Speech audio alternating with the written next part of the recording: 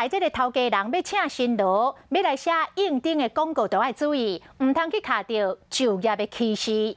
伫个高雄有一间餐饮业，咧登在广告写讲要请洗碗的欧巴桑，安尼讲袂使哟，因为啥欧巴桑表示限定里的年长的女性才会当来应征，讲安尼违反着就业的服务法，罚款至少是30万。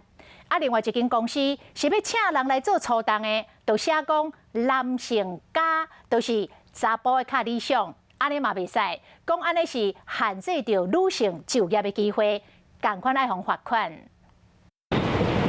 餐饮业真歹找人，若是真正要找人，条件都爱真诚人。毕竟找头路的人嘛看薪资福利，头家当然嘛唔望，但为求职者都是去为家己想要找的人。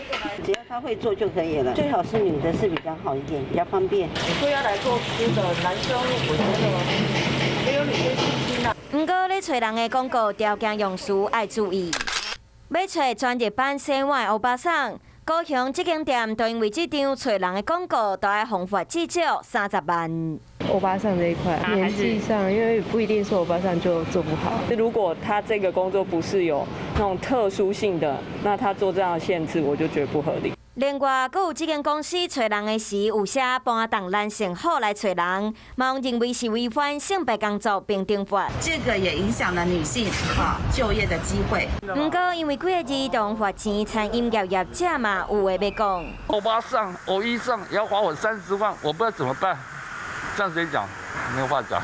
要是要提醒各位头家，若是咧写找人的广告有写着限女性、男性好，或者是问持小者、限本地人等等的文字，拢属于就业歧视，一个无细字就会罚款钱。建议大家咧看广告之前爱特别注意。